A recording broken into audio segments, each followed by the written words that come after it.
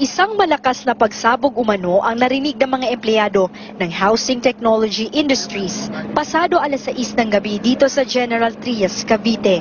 Nagmula umano ito sa ground floor ng isang gusali na may 3 palapag.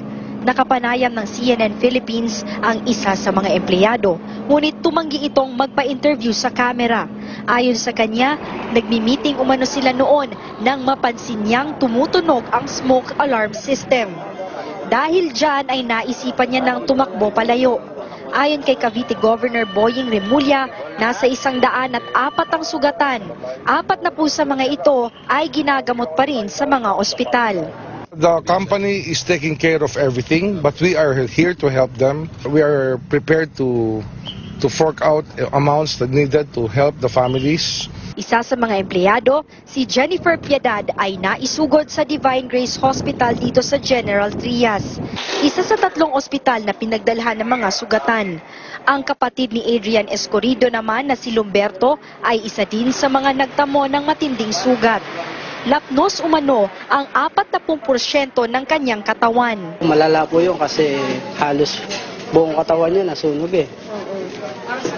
Nagsimula sa mukha hanggang paa eh. Sabi ni Remulla na sa 6,000 ang mga empleyado dito. Kinaumagahan, nagkumpulan na sa labas ng PEZA compound ang mga empleyado ng HTI. Nagsagawa ang management ng accounting ng kanilang mga empleyado. May headcount po kami kung sino-sino pa yung mga nakasurvive. The company is doing a head count ng mga kanilang workforce. Kung sino ang wala, chinecheck nila. Kung sino ang nasa ospital at nakauwi na, chinecheck pa. Nakausap namin ang isang ginang na nag-aabang sa labas ng compound. Ayon sa kanya, kagabi pa umano hindi nagte-text ang kanyang kapatid. Kung kaya't hinala niya, baka nasa loob pa ng gusali ang kanyang kapatid. May naghahanap din sa loob. Marami din naghahanap sa loob. Actually ba yung kapatid mo nagsasabi kung nasa na siya? Oo, nagsasabi yun. So, Kasi tinanong ko yung mga empleyado ng HTI, meron daw talagang hindi nakalabas.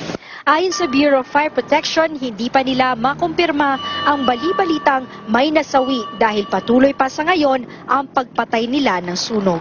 Wala pang nakapagbigay sa amin ng eksakto na number kasi na figure kasi yung mga pinagtatanungan namin parang hindi makapagsalita. Doon natin malalaman. Sana nga.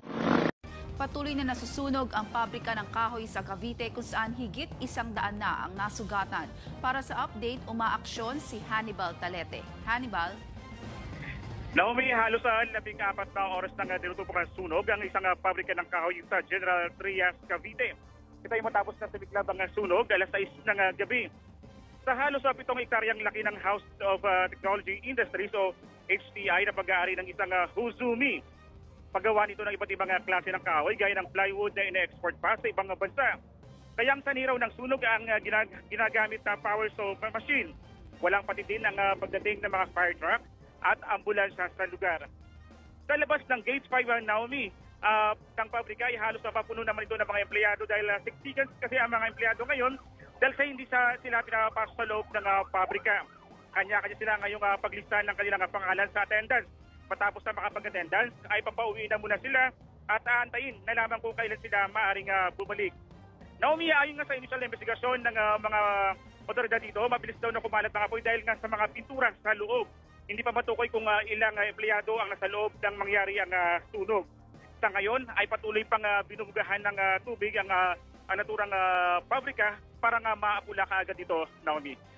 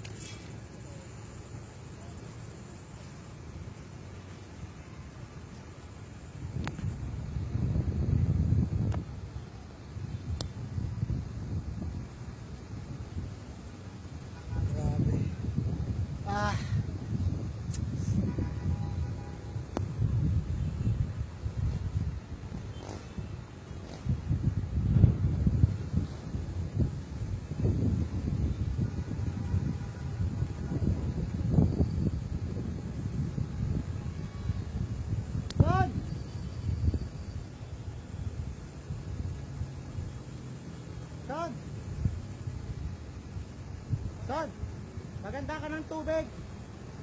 Buksan mo yan natin, maglagay tayo ng drum dito, baka abutin tayo.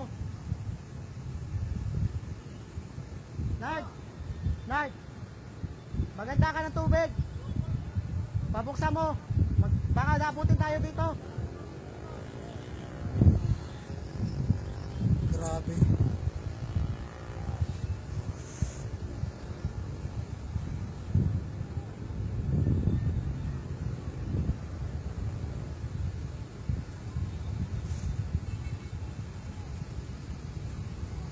Grabe.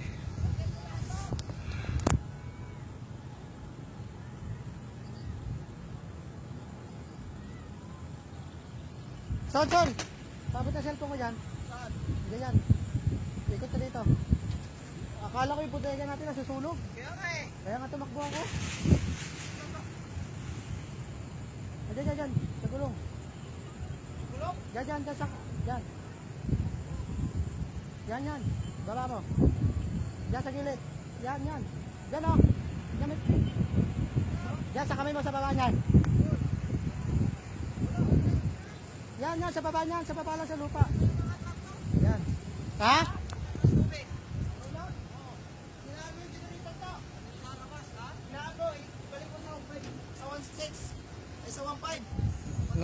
Ngayon lang ako nakita ng ganyan kalaki sunog. Puta ako rin. Puta rin na. Nagulat ako, Kal. Maganda akong ganito. Yan lang nakita ng ano. Ganyan.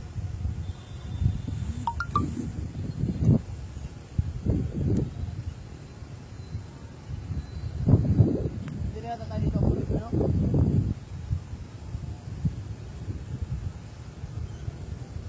Sir. Very big fire inside.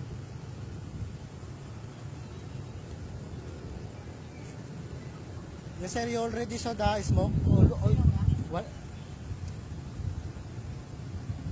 Yes sir, already one building patay na. Going to gate 5. One building, dalawa yan oh, doon ang galing ako. Sir? Yes sir, like this. Yes sir, like this, very big. That's why I'm afraid.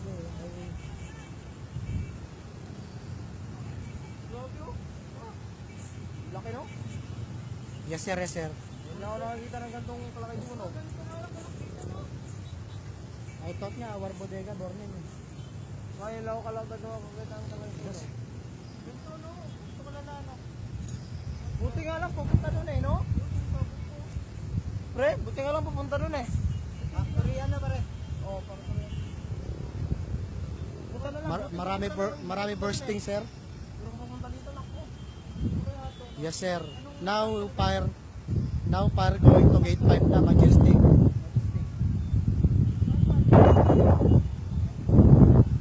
Yes, sir.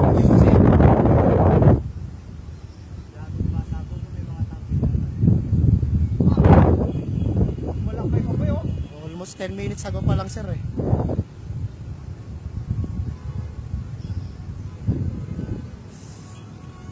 Very big sir.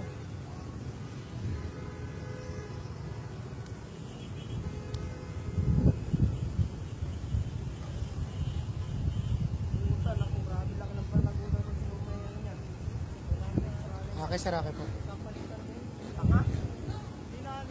Ano pa naman yan? Ayun oh, papunta na ng gate 5. Oh, yun ang malakas. Hindi, doon yan ang galing pre. Saan? Doon yan ang galing. Doon pa namin sinilip yan Doon ang galing oh. Yun, yung may bubong na yun. Nagulat ako kala ko bodega natin nasusunog. Kaya nga tangina niyan. Pumunta kaya ako. Saan? Magagalit ako sana Grabing usok yan oh. Kapal ng usok. Ayun yan. Ngayon lang ako nakita ng ganyan sunog.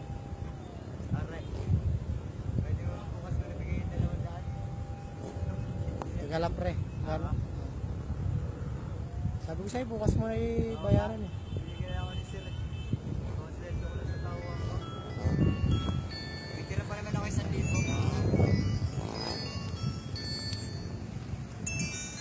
Hello kuya.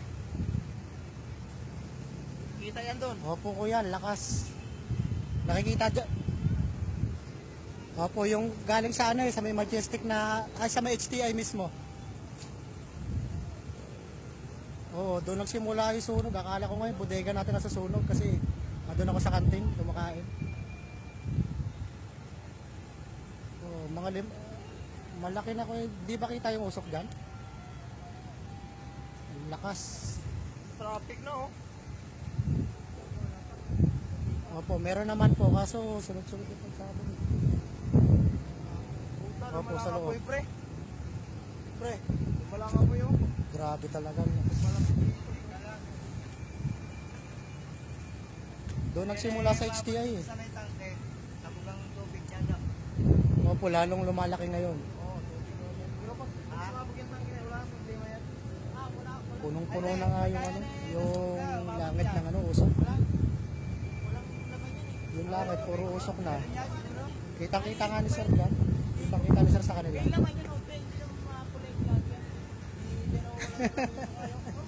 Sa ulan?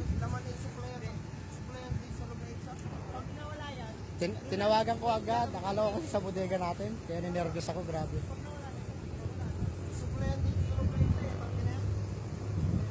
Ano ba yan sa EPSA yan? Lakas oh. Ngayon lang ako nakakita ng ganyan sunog. Nangyari yan, short sa kuryente, no?